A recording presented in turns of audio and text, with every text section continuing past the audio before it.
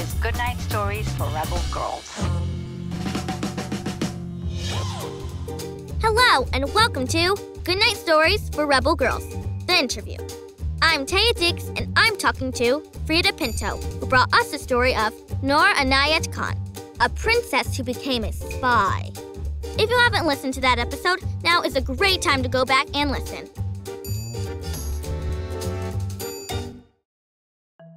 Hi, Freida. Can you introduce yourself?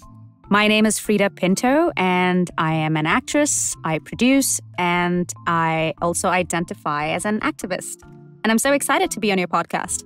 We are so excited to have you. Can you tell me what that means to you, to identify as an activist? Oh, yes. I always took action. I was very, I don't think I knew what activist really meant, but I was a very proactive human, even as a child. I felt like I needed to find opportunities to use my talents and the privileges that I enjoy to bring up the shy girls and the girls who were too scared to speak up, or the girls who had talents but were just not sure if they would be accepted. You fought hard for the rights of girls around the world. Why are you passionate about creating better life experiences for girls? The answer to that goes back to India, where I grew up. I was taught in school that education and housing and all the basic necessities of life was every child's right. And quite often I would see that that wasn't necessarily the case for a lot of girls.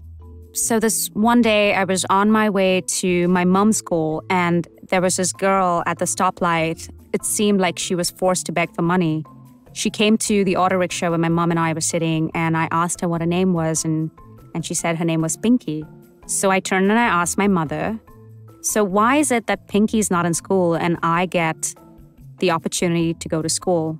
And my mom did not have an answer to that question right then and there. But what she said to me was, if I could have one wish for you, it would be for you to complete your education and then find a way in which you can help girls.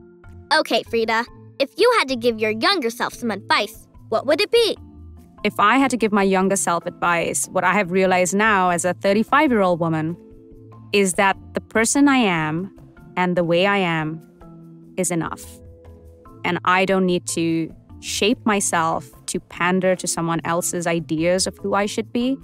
While there's always room and scope for improvement and self-improvement, I do not have to change myself in order to fit into someone's idea of who I am. That is great advice. Noor showed so much bravery, over and over again. Can you tell us about a time when you had to be brave? I think one of the many bravest things that I feel I have done in life in general is to take on this unique challenge as a South Asian girl, as an Indian girl, coming to the West with dreams and ambitions in her eyes, and taking on this brand new world with no prior experience or any kind of idea of how to navigate this world, but just like taking this opportunity, striking while the iron's hot, and just making the most of this opportunity for myself. Sometimes I wonder if my adult self could ever be as brave as my younger self once upon a time. That sounds like it took a lot of courage. What advice do you have for the kids of today? You know, in terms of bravery and talent and confidence and new ideas, young kids, you have it all. It's all within you. But if you can do everything you're doing with a bit of kindness and compassion, then I can promise you, you will be repaid tenfold. Good advice. Finally, what makes you a rebel girl?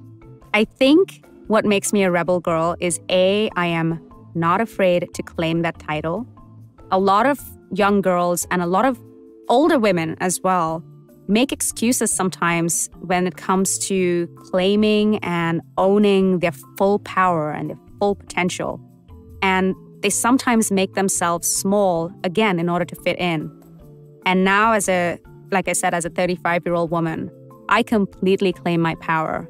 I celebrate my achievements. I let people know when I have done something that is worth taking note of, because if I don't speak up, then I will never be that person in the room that they will take note of. So I think what makes me a rebel girl is I am completely and utterly in love with who I am. And I always look forward to learning more and improving, but completely and utterly in love with myself. And not in a selfish way.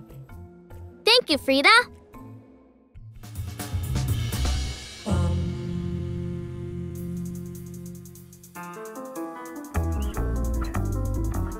If you like the show, leave a review on Apple Podcasts or wherever you listen, and share it with all of your friends.